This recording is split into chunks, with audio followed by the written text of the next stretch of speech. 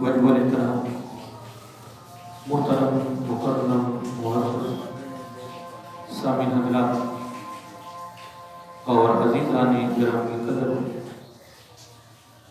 اللہ تعالیٰ کی تعریف و توصیف اور حضور نبی کریم صلی اللہ علیہ وآلہ وسلم کی بارگاہ عالیہ مقدسہ میں نذرانے درود و سلام پروردگار عالم کا یہ خاص کرم اور اس کا فضل ہے، اس کی خصوصی مہربانی ہے کہ اس نے ہم سب کو اپنے پیارے محبوب علیہ السلام کی امت میں پیدا فرمایا، اور اللہ رب العزت کا بے حد شکر ہے اور اس کا خصوصی احسان ہے، اس نے اپنی توفیق اور اپنے محبوب علیہ السلام کی توسل سے ایمان جیسی عظیم الشان نعمت سے مالامال فرمایا۔ ہماری خوش نصیبی ہے کہ اللہ تعالیٰ میں زندگی میں ایک بار یہ عظیم اور مبارک مہینہ نصیب فرمایا، اور اس کا تیسرا جمعہ مبارک ہم اللہ تعالیٰ کی خاص توفیق آقا علیہ السلام کی توسل سے جمعہ کی ادائیگی کے لیے اللہ کے گھر میں حاضر ہے۔ وسیع تعداد میں لوگ مناسب کے جمعوں سے معلوم رہ رہے ہیں، یہاں تک کہ دونوں عیدوں سے بھی لوگ محروم رہ جاتے ہیں۔ آپ اپنی قسمت پہ جتنا ناز کر سکیں، جتنا شکر ادا کر سکیں، اللہ تعالیٰ کو دو سلام یاد کر سکیں، یہ معاملہ اتنا ہی کم ہے، کیونکہ الحمدللہ اللہ تعالیٰ نے لوگوں میں سے چن کر ہمارا انتخاب کیا، تنوع کیا، پسند کر کے اپنے گھر میں بلایا، اور گھر میں بلا کر الحمدللہ اپنی بارگاہ میں دعا کی ادائیگی کے لیے، سجدہ ریز ہونے کے لیے اس نے ہمیں توفیق دی ہے، ہمت دی ہے، قوت دی ہے، فکر دیا ہے، درد دیا ہے، اور یقیناً وہ لوگ بڑے خوش نصیب ہیں کہ جو الحمدللہ اللہ تعالیٰ کے آئے اس مہمان کی مہمان نوازی عبادت و ریاضت کی صورت میں کر رہے ہیں، روزے رکھ رہے ہیں، صلاۃ تراویح کی صورت میں اللہ کے کلام کو سنا بھی رہے ہیں، سن بھی رہے ہیں۔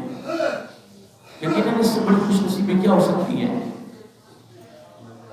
یقیناً اس میں کوئی شک نہیں ہے کہ بندے کا کام ہے فقط کرنا اور اللہ تعالیٰ کا کام ہے قبول کرنا۔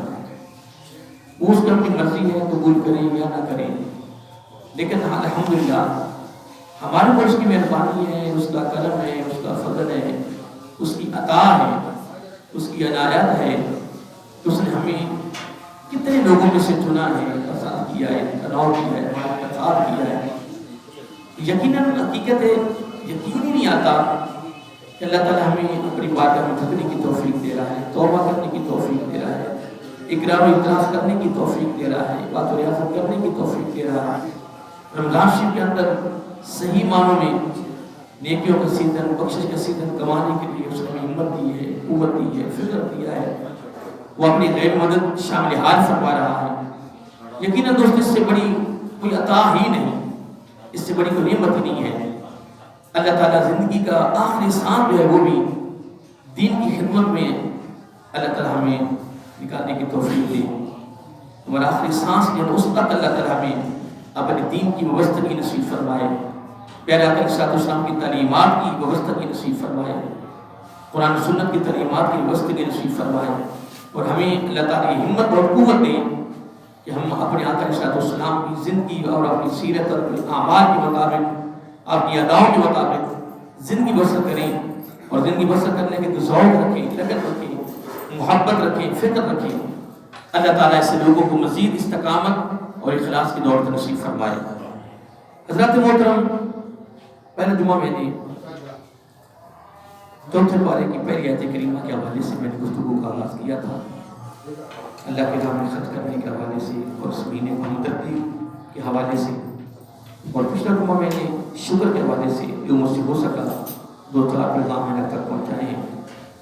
اور میں نے زندگی میں غزوہ بدر کا کبھی نعرہ نہیں کیا ہے، ہر سال الحمدللہ میں غزوہ بدر کے لیے حاضری لگواتا ہوں، لیکن اس سال بس صلاۃ التراویح میں سورۃ النمل چل رہی تھی، اس میں بس 1-2 آیتیں آئیں اس پر بس میرا موضوع بدل گیا ہے اس موضوع پر گفتگو کروں گا، لیکن موضوع بہت وسیع ہے، یہ موضوع 3 مہینے چل سکتا ہے، لیکن میں انشاءاللہ تھوڑے سے وقت میں 2 باتیں ہیں اس موضوع کی مناسبت سے. جیسا کہ پچھلا موضوع شکر کا تھا، وہ بھی وسیع موضوع تھا، پرانی آیات اس پر بے شمار ہیں اور حدیث نبی صلی اللہ علیہ وسلم بے شمار ہیں، خصوص الاقوال ہیں، خصوص واقعات ہیں، لیکن میں نے بس مختصر سے وقت میں ایک پیغام کے طور پر میں نے اس موضوع کو رکھا اور آپ تک پیغام پہنچایا، اور پھر آخر میں یہ ہم نے نتیجہ نکالا کہ اللہ تعالیٰ کی جو ادا پسند ہے نا وہ شکر ہے. کیا ہے؟ شکر. اس نے ہر وقت، ہر لمحہ، ہر گھڑی، ہر انداز میں، ہر لحاظ سے جس طرح کا بھی حالات ہوئے کر رہے ہیں، ہم اللہ تعالیٰ کی بارگاہ میں اس کا شکر ادا کریں. یہ ایک بڑا خاص پیغام تھا آپ کے لیے اور میرے لیے. اور آج کا جو میں موضوع ٹھہرایا ہے کیونکہ وقت تھوڑا اس میں بس 2 باتیں، یہ سورۃ النحل ہے اور آیت نمبر 90 ہے، اس کے حوالے سے میں گفتگو کر رہا ہوں. اللہ رب العزت نے اس آیت کریمہ میں بڑا خصوصی پیغام دیا ہے. اللہ تعالیٰ فرمانا ہے بے شک اللہ تعالیٰ یامر حکم کر رہا ہے. کیا بولیے؟ بے شک اللہ تعالیٰ امر کر رہا ہے، حکم دے رہا ہے، اور اللہ تعالیٰ خود بھی یہ کام کرتا ہے. کیا؟ خود بھی یہ کام کر رہا ہے اور اپنے بندوں کو حکم کر رہا ہے کہ بالعدل تم نے عدل کرنا ہے زندگی میں. کیا؟ عدل کرنا ہے، عدل کے بغیر نہیں چلنا. والاحسان، اور احسان کہتے ہیں نیکی کو، کہ زندگی میں نیکی کرنی ہے، عدل کرنا ہی نیکی ہے. کیا؟ عدل کرنا ہی نیکی ہے. آگے کیا فرمایا؟ فرمایا وَإِيتَاءِ ذِي الْقُرْبَى، اور عطا کریں اپنے رشتہ داروں کو. قربا پہلے رشتہ داروں کے بارے میں حکم، اس میں پہلے گھر کی فیملی ہے، اس میں بہنیں ہیں، بھائی ہیں، اولاد ہے، گھر کے افراد ہیں، چچا ہے، تایا ہے، یہ گھر کے افراد ہیں. وَإِيتَاءِ ذِي الْقُرْبَى، حکم یہ ہے کہ عطا کریں اپنے رشتہ داروں کو، اور رشتہ داروں کو دینا بھی ایک عدل ہے. کیا ہے؟ عدل. اللہ تعالیٰ حکم کر رہا ہے کہ تم نے اپنی زندگی میں عدل کو اختیار کرنا ہے، جس کو ہم اپنی بولی میں انصاف کہتے ہیں. کیا؟ کیا؟ انصاف. اب انصاف میں کیا ہے؟ نیکی ہے. وَإِيتَاءِ ذِي الْقُرْبَى، قربا جو ہمارے رشتہ دار ہیں ان کو عطا کرنا ہے، پہلے گھر والوں کو دیکھنا ہے، یہ بھی انصاف ہے. دیکھیں یہاں ایک بڑی خاص بات ہے کہ گھر کے جو افراد ہیں وہ بھوکے مر رہے ہیں، کرایوں میں رل رہے ہیں، اور تو خود امیر ہو گئے. کئیوں کی بہنیں بھائی جو ہیں وہ تانگ پریشان ہیں اور باہر خرچ کر رہا ہے، اور اتنا خرچ کر رہا ہے کہ دھومیں مچی ہوئی ہیں. اور پھر وہی لوگ لینے والے باتیں کرتے ہیں کہ یار گھر والے تو بھوکے مر رہے ہیں، بار بڑی خیرات کر رہا ہے، لینے والے بھی یہ کہہ رہے ہیں. اور اللہ رب العزت نے یہاں کیا فرمایا؟ بالعدل، تو نے نیکی کی صورت میں عدل کرنا ہے. اور عدل کیا ہے؟ نیکی. نیکی کون سی کرنی ہے؟ اس میں پہلا جو رب نے حکم کیا وہی وَإِيتَاءِ ذِي الْقُرْبَى، کہ تو نے اپنے گھر والوں کو پہلے دیکھنا. کیسی رب کی ترتیب ہے. اور اللہ تعالیٰ اس معاشرے کو خوبصورت بنانے کے لیے، سوسائٹی کو خوبصورت بنانے کے لیے، اس معاشرے کی اس فضا کو خوبصورت بنانے کے لیے اللہ تعالیٰ کیسی خصوصی تعلیم دے رہا ہے، اور اس کے دینے کی ترتیب کیا ہے، اس کا انداز کتنا خوبصورت ہے. اللہ اکبر. اور اتنی بات کرنے کے بعد آگے اللہ تعالیٰ نے بڑی پیاری بات کر دی. فرما کر کے کام ہو جائے گا نا تو پھر میں تمہیں ایک چیز سے منع بھی کرتا ہوں، ینہا، اللہ اکبر، میں تمہیں منع کر رہا ہوں عن الفحشاء، یعنی بے حیائی سے، والمنکر، اور برے کاموں سے، والبغض، اور نافرمانی سے. اللہ اکبر. یعظکم، یہ تمہیں میری طرف سے نصیحت ہے. کیا ہے؟ یہ تمہیں میری طرف سے نصیحت ہے. لعلکم تذکرون، تاکہ تم خوب مجھے یاد رکھو. اللہ اکبر. تم مجھے. اب آئیے اس کے اندر مزید ہم غوطہ لگائیں اس آیت میں. اللہ رب العزت نے یہاں جن چیزوں کو حکم کیا ہے اور اس کو سن لیں. پہلا لفظ ہے عدل. کیا ہے؟ عدل کہتے ہیں انصاف کو. انصاف کے اندر ترتیب دیتے ہوئے اللہ تعالیٰ نے جو پہلی بات کی ہے وہ یہ ہے کہ پہلے جب خرچ کرنا ہے تو انصاف یہ کرے کہ گھر والوں کو دیکھیں. ان کو گھر والوں کو پہلے دیکھنا ہے. اور اتنی بات کرنے کے بعد اللہ تعالیٰ فرما رہا ہے کہ تمہیں میں روک رہا ہوں بے حیائی سے, برے کام سے, حد سے تجاوز کر جانا. بدبخت کہتے ہیں سرکشی, جو بندہ حد سے تجاوز کر جاتا ہے, حد سے یعنی گناہوں کی حدیں بھی توڑ جاتا ہے. اللہ تعالیٰ یہاں فرما رہا ہے کہ اس چیز کو چھوڑ دے, میں اسے منع کر رہا ہوں, اور یہ میں تمہیں اپنی طرف سے نصیحت کر رہا ہوں. آج کو ملتے ہیں نصیحت کرنا. اللہ تعالیٰ فرما رہا ہے کہ میں تمہیں کیا نصیحت کر رہا ہوں, اور اس لیے کہ جب تمہیں کامیابی آئے گی, کامرانی آئے گی, تمہاری فضا, تمہاری ہوا اور تمہاری سوسائٹی, تمہارا معاشرہ, تمہارا ماحول جب وہاں بڑا خوبصورت ہو جائے گا, تو پھر میں تمہیں کہتا ہوں کہ اس موقع پر پھر تمہیں کام کرنا ہے. کیا؟ لعلکم تذکرون, تو نے پھر مجھے یاد کرنا ہے, تو نے مجھے. اور تذکرون کو یعنی اس کو بھی نصیحت کہتی ہے. تذکرون جو ہوتا ہے نا, اس کو بھی نصیحت کہتے ہیں کہ یہ بھی کوئی اللہ تعالیٰ کا حکم ہو رہا ہے, نصیحت ہو رہا ہے. اب یہ قرآن مجید کی آیت ہے جو میں نے بیان کر دی ہے. اب اس پر صحیح بخاری اور صحیح مسلم شریف ایک میں حدیث کوٹ کرنا چاہتا ہوں. یہ صحیح بخاری میں بھی ہے اور صحیح مسلم شریف میں بھی ہے. ان ابی ہریرہ رضی اللہ تعالی عنہ قال قال رسول اللہ صلی اللہ علیہ وسلم سبعۃ نفر یظلهم اللہ فی ظلہ یوم لا ظل الا ظلہ, امام عادل وشاب نشأ فی عبادۃ اللہ ورجل قلبه معلق فی المساجد ورجلان تحابا فی اللہ اجتمعا علی وتقرب علیہ ورجل دعته امرأة ذات حسب وجمال فقال إني أخاف الله ورجل تصدق بصدقة فأخفاها حتى لا يعلم شماله ما ينفق يمينه ورجل ذكر الله تعالى خاليا ففاضت عيناه. ابھی اس کا متن ہے صحیح بخاری اور صحیح مسلم شریف کی حدیث کا متن ہے, جو اس کی صحیح جو اصل عبارت ہے وہ میں نے آپ کے سامنے بیان کی ہے, میں نے پڑھی ہے اور آپ نے سن لی ہے. ادھر سطنان ہے, آیت نمبر کون سی ہے؟ 90. میں نے اس کا سہارا لیا ہے اور ساتھ میں نے متفقن علیہ, یعنی متفقن علیہ کہتے ہیں بخاری میں, جو بخاری اور حدیث میں مسلم دونوں میں حدیث آتی ہے. صحیح بخاری اور صحیح مسلم شریف دونوں حدیث کی کتابیں ہیں. ان دونوں میں جو حدیث آتی ہے اور اس کو کہتے ہیں متفقن علیہ, متفقن, ان دونوں میں یہ حدیث موجود ہے. اب اس سے میں مفہوم دینا چاہتا ہوں, پھر اس کے بعد ان میں سے جو ایک جز لینا چاہتا ہوں جس پر میں گفتگو کرنا چاہتا ہوں تھوڑے سے وقت میں, اور ایک دو آپ کے میں وہ پیغام دینا چاہتا ہوں. حضرت ابو ہریرہ رضی اللہ تعالی عنہ وہ فرماتے ہیں, روایت کرتے ہیں کہ آقا علیہ السلام نے فرمایا سبعۃ نفر یظلهم اللہ فی ظلہ یوم لا ظل الا ظلہ. آپ فرماتے ہیں کہ قیامت کے دن میرا آقا علیہ السلام نے فرمایا میری امت کے 7 فرد, نفر سبعۃ نفر یظلهم اللہ فی ظلہم, یعنی قیامت کے دن میری امت میں سے 7 شخص ایسے ہیں کہ جو قیامت کو اللہ کے عرش کے نیچے ہوں.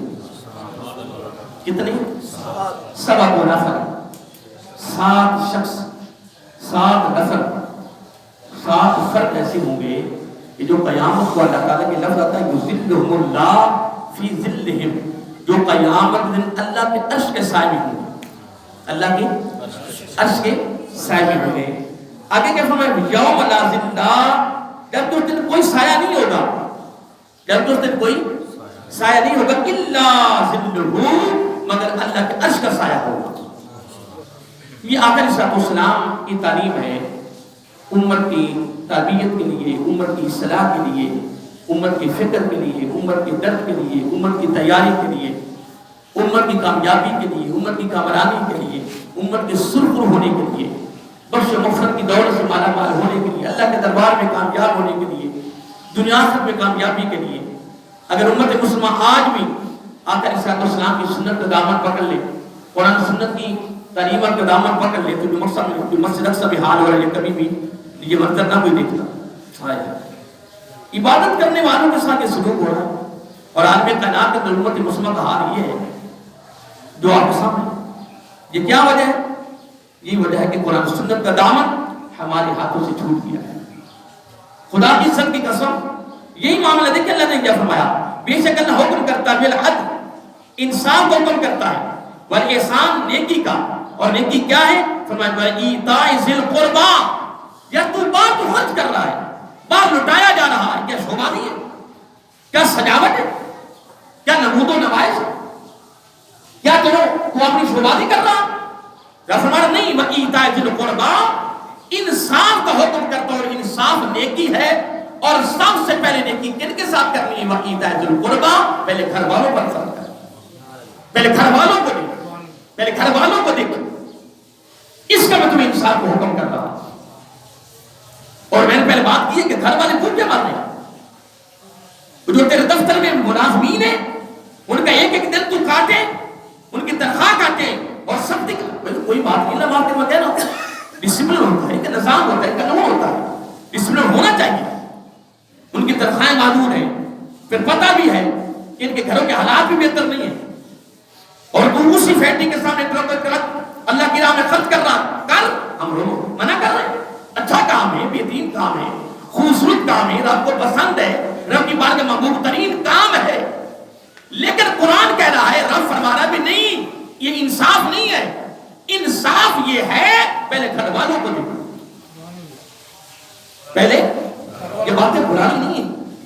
تو ناسک کی صدی میں فرق میں بات کر رہا ہوں کہ یہ باتیں جو ہے جو تعلیمات ہمیں دی جا رہی ہے, اس پر عمل پیرا ہونا بھی ہماری کامیابی ہے.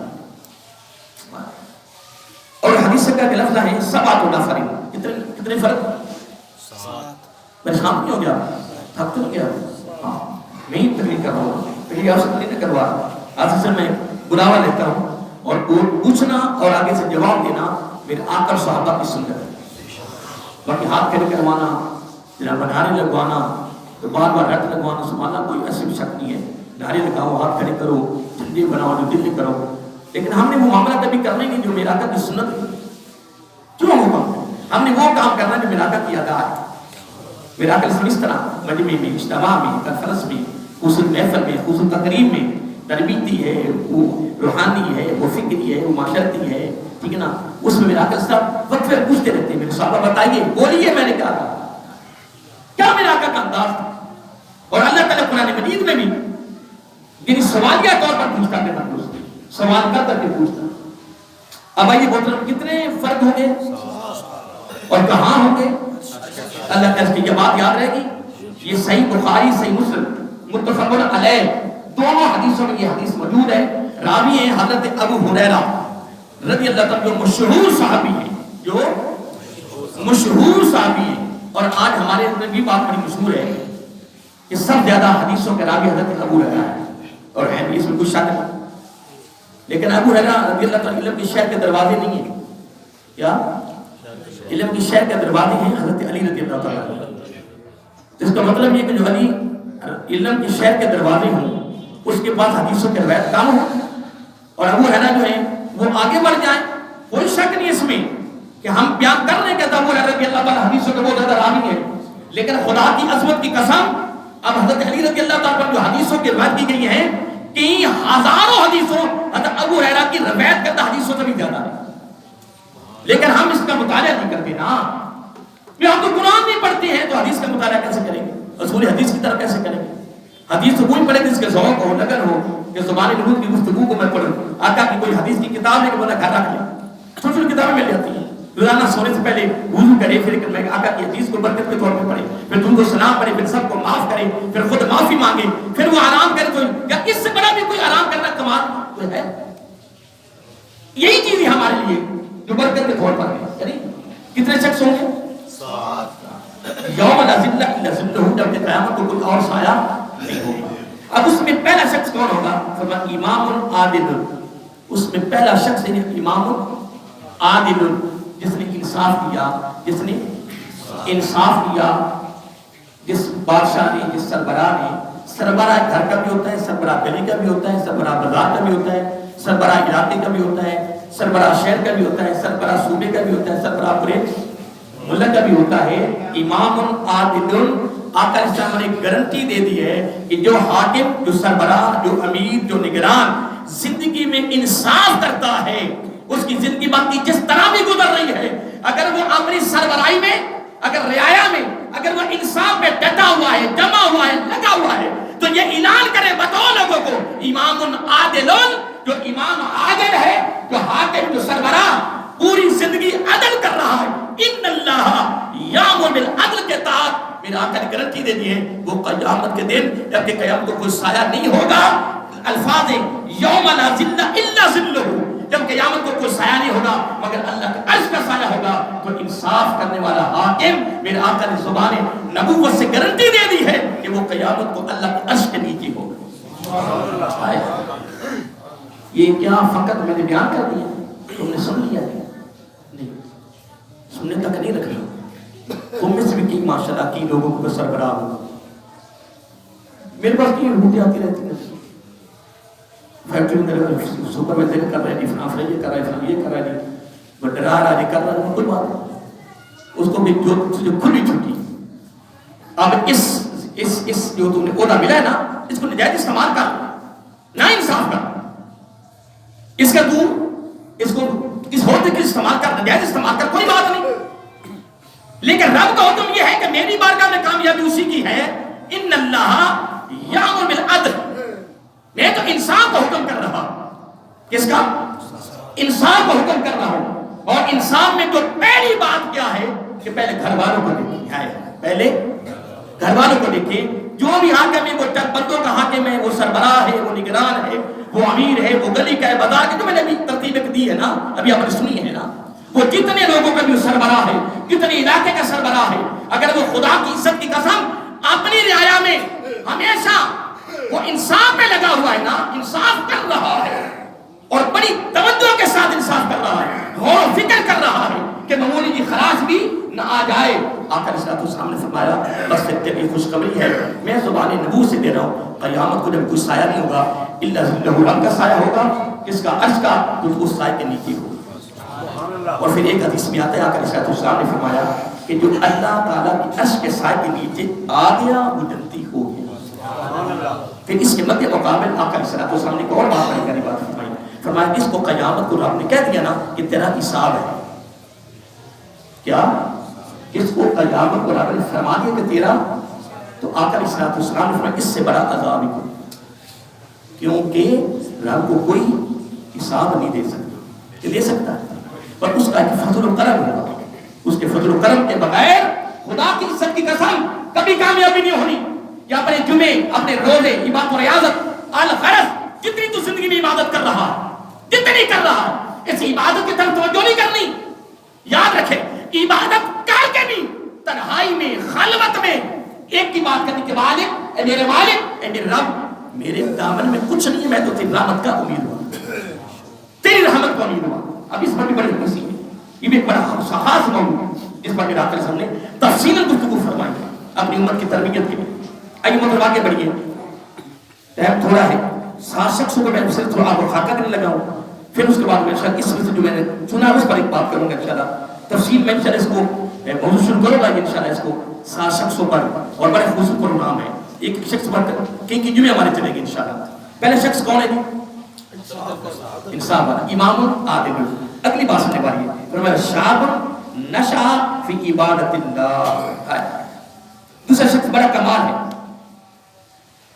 کہ وہ نوجوان جس کی تربیت ہی نیکی پر ہوئی اور در جوانی توبہ کرتن شیوہ پیغمبری، جوانی کے عالم میں وہ توبہ کر رہا ہے، جوانی کے عالم میں عبادت و ریاضت کر رہا ہے، اس کے پاس طاقت بھی ہے، قوت بھی ہے، پیسہ بھی ہے، اختیار بھی ہے، ڈر بھی نہیں ہے، پھر الحمدللہ حدیث کے بڑے لفظ ہیں کہ پھر وہ نیکی میں لگا ہوا ہے، اس کے دامن میں اللہ تعالیٰ کا خوف ہے، آخرت کا فکر ہے، وہ اس پہ ڈٹا ہوا ہے، لگا ہوا ہے، جمع ہوا ہے۔ یہاں تک حدیث کے لفظ آتے ہیں کہ اگر ایک نوجوان جس کے پاس گناہ کرنے کی طاقت بھی ہو، قوت ہو، پیسہ ہو، ڈر بھی نہ ہو، پھر تنہائی ہو، خلوت ہو، گناہ کرنے کو اس کے پاس جگہ بھی ہو، پھر خوبصورت چیز اس کے سامنے آ گئی ہو، سمجھ گئے نا؟ خوبصورت علاقہ تکفیل اشارہ، عقل مند کے لیے اشارہ کافی ہے، خوبصورت چیز اس کے سامنے آ گئی ہے جس کے ساتھ وہ برائی کے لیے بالکل سب کچھ ہو سکتا ہے، لیکن اب اس تنہائی خلوت میں اس نے ایک ہی جملہ کہا، اللہ دیکھ رہا ہے، سبحان اللہ، حدیث کے لفظ خدا کی قسم آقا علیہ السلام نے فرمایا اگر وہ میری امت کا نوجوان جس کی یہ ساری ترتیب میرا کر دی، طاقت بھی ہے، قوت بھی ہے، پیسہ بھی ہے، ڈر بھی نہیں ہے، خوف بھی نہیں ہے، جگہ بھی ہے، خلوت بھی ہے، تنہائی بھی ہے، یہ ساری ترتیب زبان نبوت نے نوجوان کے لیے دے کر پھر کہا کہ جب وہ بالکل سارے دروازے بند ہیں، پھر وہاں گناہ کے ارتکاب ہو رہا ہے، گناہ کا مرتکب ہو رہا ہے، گناہ ہونے والا ہے، لیکن اس نے فوراً کہا بھئی نہیں، دوسرے فرض سے کہا اللہ دیکھ رہا ہے، بچ گیا۔ آقا علیہ السلام نے فرمایا والذی نفسی بیدہ، مجھے اللہ کی عزت کی قسم، اے میری امت کے نوجوان، میری امتی، میرا وعدہ تیرے ساتھ، قیامت کو بغیر حساب و کتاب کے بازو پکڑ کے جنت میں جاؤ۔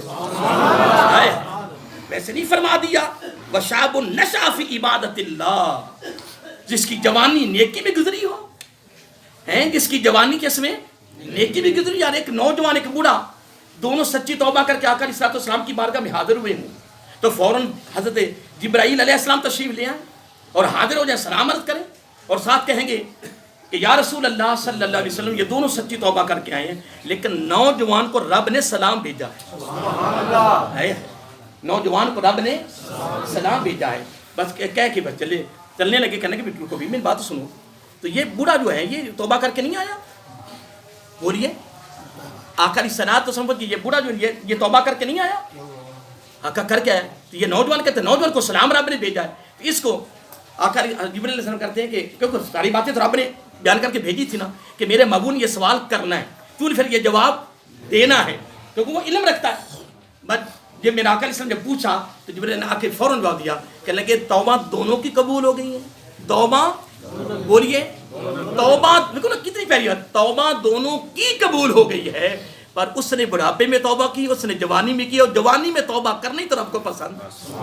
اور میں نے یہاں تک پڑھا حدیث پاک میں کہ جب ایک نوجوان جوانی میں سچی توبہ کرتا ہے، توبہ نصوحہ کرتا ہے، دل کی گہرائیوں سے توبہ کرتا ہے، دل کی بنیادوں سے تو توبہ کرتا ہے، توبہ نصوحہ سچی توبہ کرتا ہے جوانی میں، آقا علیہ السلام فرمائے مغرب سے مشرق تک، شمال سے جنوب تک، پوری دنیا کے قبرستانوں میں جو عذاب ہو رہا ہوتا ہے 40 روز کے لیے عذاب دور ہو جاتا ہے۔ کیا جوانی میں توبہ اور جوانی کی عبادت معمولی کام ہے؟ اس پر انشاءاللہ ہم گفتگو شروع کریں گے، بڑا خوبصورت موضوع ہے یہ، تو میں فقط ایک حدیث کوٹ کر رہا ہوں نا۔ اب کتنے شخص ہو گئے جی؟ میرے خیال میں آج شخصیت بیان ہو گئی میرے خیال میں 7۔ آگے تیسرا شخص اصل میں کہتا رہتا ہوں وَرَجُلٌ قَلْبُهُ مُعَلَّقٌ فِي الْمَسَاجِدِ، جس کا دل رب کے گھر کے ساتھ جڑ جائے، رب کے گھر کے اس کے دل میں محبت پیدا ہو جائے، ایک نماز پڑھ کے جائے، کام ذاتی کر رہا ہے لیکن دل کا رخ اللہ کے گھر کی طرف، کہتا ہے ابھی نماز آئے میں مسجد میں جاؤں گا۔ بس یہ آگے بڑی تشریح ہے انشاءاللہ، یہ بڑے تشریح درکار موضوع ہیں ماشاءاللہ۔ ہائے ہائے، یہ تیسرا شخص کہاں ہوگا؟ ہم بولیے نا، ہمیں یاد بھی ہونا چاہیے نا۔ اب چوتھا شخص آ رہا ہے، سننے والا ہے، وَرَجُلَانِ تَحَابَا فِي اللَّهِ اجْتَمَعَا عَلَيْهِ وَتَفَرَّقَا عَلَيْهِ وَرَدَّتْهُ امْرَأَةٌ ذَاتُ حَسْبٍ۔ اب یہ تیسرا شخص آ گیا نا، چوتھا شخص تو کمال آ گیا نا۔ ایک نماز، بولیے ایک نماز پڑھ کے جاتا ہے، میں پیچھے بندے کی بات کر رہا ہوں نا، وہ مجھ سے محبت کرنے والا، ایک نماز پڑھ کے جاتا ہے، اگلی نماز کا فکر پڑ جاتا ہے، وہ فکر ہی اللہ کے گھر کی محبت ہے۔ آقا علیہ السلام نے فرمایا یہ محبت قیامت کو اللہ کے عرش کے سائے کے نیچے بیٹھائے گی، اور جو اللہ کے عرش کے سائے کے، ہاں میں ایک بات کر رہا تھا کہ میرا کر مقابلہ کیا، فرمایا جس کو فرمایا نا کہ تیرا حساب ہے تو اس سے بڑا عذاب نہیں۔ نمبر 2، جو اللہ کے عرش کے سائے کے نیچے آ گیا وہ جنتی ہو گیا، وہ کیا ہو گیا؟ وہ جنتی ہو گیا۔ اور آگے چوتھا شخص کیا ہے؟ بڑی توجہ طلب ہے۔ چوتھا شخص یہ ہے وَرَجُلَانِ، صیغہ تسریہ کا ہے، وَرَجُلَانِ تَحَابَا فِي اللَّهِ اجْتَمَعَا وَلِتَفَرَّقَا عَلَيْهِ۔ چوتھا شخص وہ ہے کہ جو آپس میں محبت پوری زندگی کرتے ہیں، ذاتی غرض و غایت، ذاتی مقصد، ذاتی طمع، ذاتی لالچ، ذاتی کوئی خواہش نہیں، کوئی تمنا نہیں، کوئی آرزو نہیں، کوئی غرض و غایت نہیں ہے، دو مسلمانوں کے آپس میں محبت پوری زندگی چلی ہے تو صرف رب کے لیے چلی ہے۔ فرمایا محبت تم رب کے لیے آپس میں کرو، جڑ جاؤ، مل جاؤ۔ میرا آقا فرمایا تو قیامت کو اللہ کے عرش کے سائے کے نیچے ہو، اللہ کے عرش کے بولیے اللہ کے عرش کے سائے کے نیچے ہوگا، جس کی محبت صرف اللہ کی رضا کے لیے ہوگی۔ اب اتنی بات کرنے کے بعد اب اگلی بات بھی کر دوں کتنے شخص ہو گئے؟ دیکھ لیں، فیصلہ کر لو. 4 ہو گئے. چلو جی 4 ہے. زیادہ گواہیاں 4 کی آ گئی ہیں. ٹھیک ہے نا انشاءاللہ. تو ویسے میں گوانٹی تو نا، لیکن شاید حق تک بڑھا ہے، لیکن زیادہ گواہیاں آ گئی ہیں. اب 5واں شخص آ رہا ہے جی. سنو جی، لفظ ہے وَالرَّاجُلٌ دَعَتْهُ امْرَأَةٌ ذات حسب و جمال. وہ جو میں نے بات ابھی کی ہے نا، وہ حدیث میں آ گئی. وہ حدیث میں آ گئی کہ وہ مرد دعتہ امراتن، اس کے سامنے ایک عورت آ گئی. اللہ اکبر. اگر ذات حسب و جمال، حسب کے لحاظ سے بھی کمال ہے اور جمال خوبصورت بھی بہت ہے. پر اس نوجوان نے کہا، کیا کہا؟ لفظ سننے والے، فقال انی اخاف اللہ، فقال انی اخاف اللہ، فقال انی اخاف اللہ. میں تیرے کس طرح نزدیک آؤں؟ میں تیرے نظر بھی اٹھا کے نہیں دیکھ سکتا، اجازت نہیں ہے. قال انی اخاف اللہ، مجھے رب سے خوف آ رہا، مجھے رب سے خوف آ رہا. اور میرا آقا علیہ الصلوۃ والسلام نے فرمایا، وہ حدیث الگ ہے جو بازو سے پکڑ کی، لیکن یہ حدیث الگ ہے. فرمایا قیامت کو اللہ کے عرش کے سائے کے نیچے ہوگا. کتنے شخص ہو گئے نہیں؟ اب اگلا بھی سن لیں. سبحان اللہ. اگلا لفظ ہے وَالرَّجُلٌ تصدق بصدقۃ فأخفاها حتى لا يعلم شماله ما ينفق يمينه. فرمایا وہ شخص جو اللہ کی راہ میں خرچ کرتا ہے، دائیں ہاتھ سے بائیں کو خبر بھی نہیں ہوتی، جو اس معاملے میں لگا رہتا ہے، وہ قیامت کو اللہ کے عرش کے سائے کے نیچے ہوگا. کتنے شخص ہو گئے نہیں؟ سارے بولیے. 6 ہو گئے. اب اگلا شعر سن لیں. سبحان اللہ. وَرَجُلٌ ذَكَرَ اللَّهَ تَعَالَى خَالِدًا فَفَضَعَتْ عَيْنَاهُ، جو ہر وقت اللہ کے ذکر میں، اس کی یاد میں گم رہتا ہے، صرف اور صرف فقط اللہ کی رضا کے لیے. آقا علیہ السلام نے فرمایا کیا؟ فرمایا سبعۃ نفر یظلھم اللہ فی ظلہ یوم لا ظل الا ظلہ. جب قیامت کو کوئی سایہ نہیں ہوگا، کوئی سایہ نہیں ہوگا. آقا علیہ السلام نے فرمایا یہ 7 شخص میری امت کے، جن کے اعمال، جن کے عمل، جن کی ادائیں، جن کے کام، جن کے فعل آقا علیہ السلام نے زبان نبوت سے بیان کر دیے ہیں، وہ آپ نے سن لیے ہیں. آج فقط میں حدیث تک محدود رہا، لیکن اس میں سے میں نے امام العادلین کو چنا تھا، اس کے آگے میں تھوڑی تشریح کرتا، لیکن وقت نہیں رہا. لیکن 7 شخص میں نے آپ کے سامنے بیان کر دیے ہیں. یہ حدیث ثابت ہے، بخاری میں، مسلم میں، دونوں میں حدیث موجود ہے. ابو ہریرہ کرامی رضی اللہ تعالیٰ عنہ متفق علیہ حدیث ہے. آقا علیہ السلام نے فرمایا جس میری امتی میں یہ کام پائے گئے، وہ قیامت کو اللہ تعالیٰ کے عرش کے سائے میں ہوگا. اور جو سائے میں آ گیا وہ یوں سمجھو کہ جنت میں بغیر حساب و کتاب جنت میں داخل ہو گیا. کیونکہ ایک حدیث میں یہ بھی آتا ہے، صحابہ نے عرض کیا آقا جو اللہ کے عرش کے سائے میں آ گیا اس کا حساب ہوگا؟ ایک حدیث میں آتا ہے آقا علیہ السلام نے فرمایا اللہ تعالیٰ کے عرش کے سائے کے نیچے آ جانا معمولی کام ہے. اللہ تعالیٰ کے عرش کے سائے میں آ جانا معمولی کام. میرے آقا نے فرمایا وہاں جائے گا وہ جس کا حساب ہو گئی، وہاں جائے گا وہی جس کا سارے وہ جس کا حساب نہیں ہوگا. اس میں سے وہ انصاف کی بات کر رہا تھا، اس پر ایک میں جملہ دینا چاہتا ہوں. قربان جائیں کہ جو